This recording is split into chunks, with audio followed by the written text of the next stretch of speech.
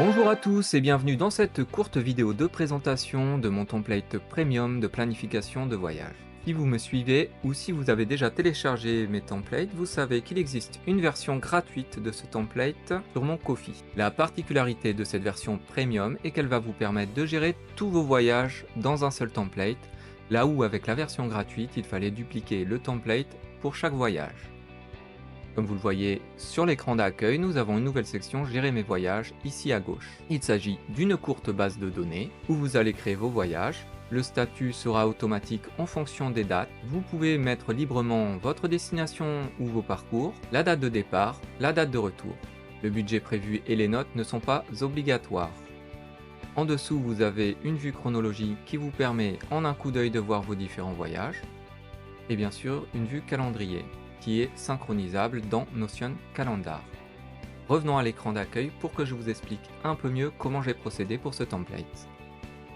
Pour la liste des lieux à visiter, pour la liste des activités ainsi que pour le journal de bord, j'ai décidé pour chacune de ces sections de faire une seule base de données qui sera transversale à tous les voyages. La raison est très simple, vous pouvez très bien choisir de faire plusieurs voyages dans une même ville ou dans un même pays, et dans ce cas vous n'aurez à créer qu'une seule fois votre monument, et ici vous pourrez rajouter vos différents voyages concernés.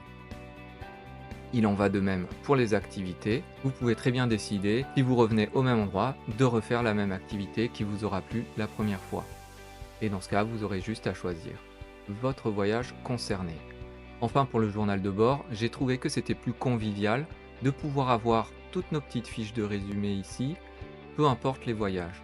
Bien sûr, dans toutes ces bases de données, vous pouvez filtrer par voyage. Donc si vous voulez ici, pour nos exemples, ne garder que la France, vous décochez Japon et Rome, et vous n'avez que la France.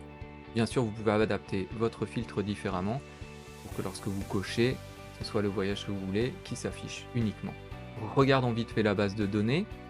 Vous voyez qu'ici se sont rajoutés les voyages concernés ainsi que le statut du voyage.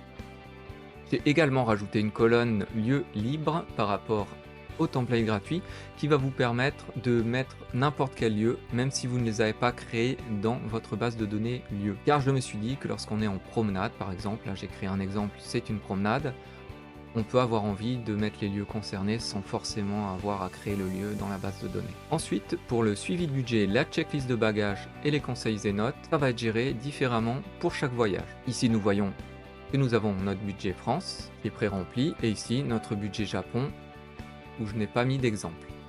J'ai simplement mis ce petit exemple-là, j'ai mis le budget par jour juste pour vous montrer que dans la trame vide, on garde quand même le rappel des colonnes liées, des formules qui sont toujours présentes. Par exemple ici, si je mets montant dépensé 18 €, nous sommes inférieurs au budget théorique de 20 € et donc nous sommes en vert.